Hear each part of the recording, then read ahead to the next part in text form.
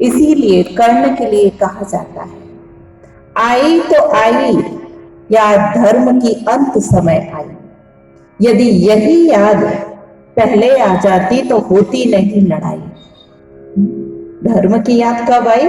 अंत समय आई। यदि पहले आ जाती तो ये लड़ाई भी नहीं होती।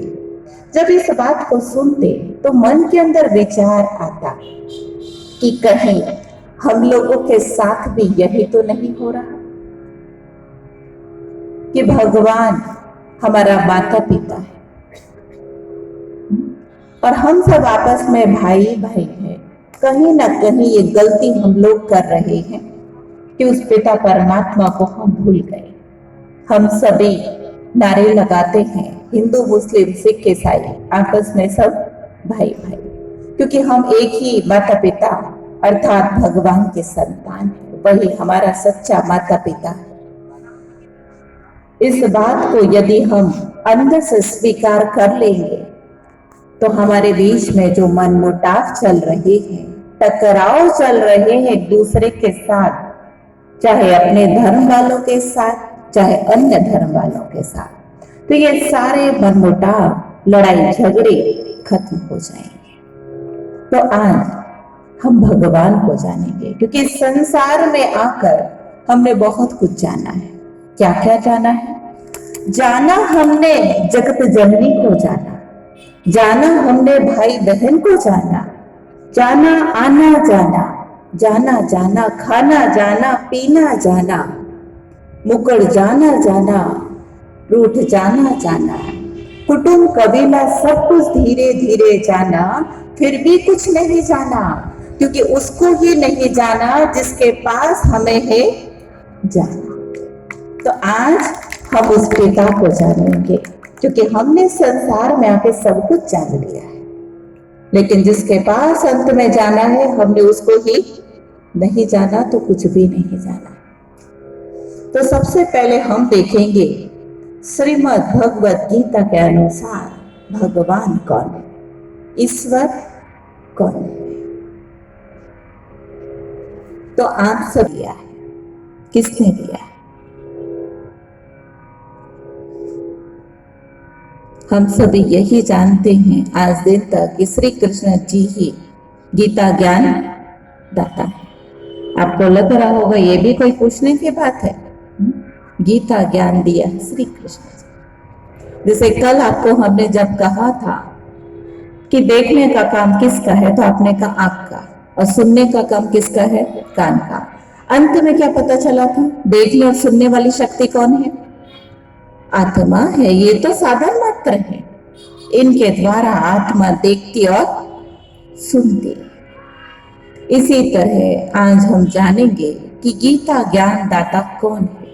क्या हमारे पास जो ज्ञान है श्री कृष्ण जी ने ये ज्ञान दिया, क्या यही ठीक है या इसके अंदर भी कुछ और है? क्योंकि श्रीमद् भगवत गीता में बार बार आया, सर्वधर्माणि परित्यज्य मामेकं शरणं व्रज अहम त्वा पापेभ्यो मोक्षयिष्यामि मा शुचा। अर्थात सारे धर्म जाति इन सभी बातों के भेदभाव को भूल जाए और भगवान की शरण में आ जाए, तो भगवान क्या कह रहा, मैं तुम्हें सभी पापों से मुक्त कर दूंगा। परंतु इस संसार में देखा जाए तो भगवान भी अभी बहुत सारे हो चुके, इंसान स्वयं को भी भगवान कहने लगा है। तो किसकी शरण में आ जाए?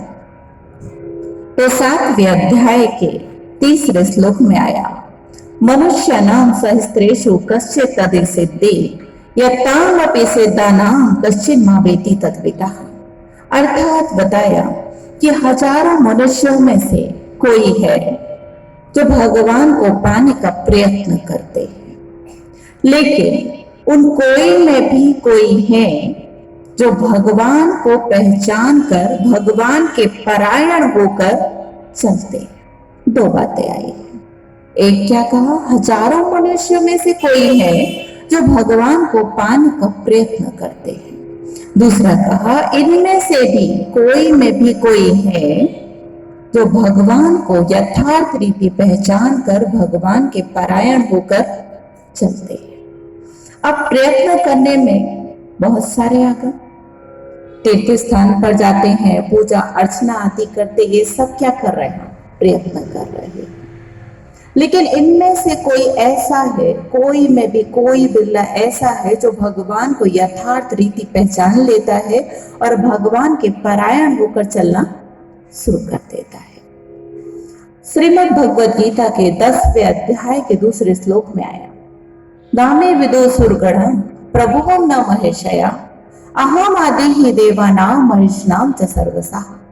अर्थात वहां पर कहा कि ना मुझे ऋषि जानते हैं, ना मुनि जानते हैं, ना देवता गण जानते हैं, क्योंकि मैं सभी का आदि कारण हूं और ये सारे लोग मेरे बाद में आए हैं। इन सभी के पहले मैं आ गया था, तो ये बाद में आने वाले मेरे बारे में सत्य परिचय नहीं दे सकते। जैसे आज अगर कोई आपके माता पिता के जन्म के बारे में पूछे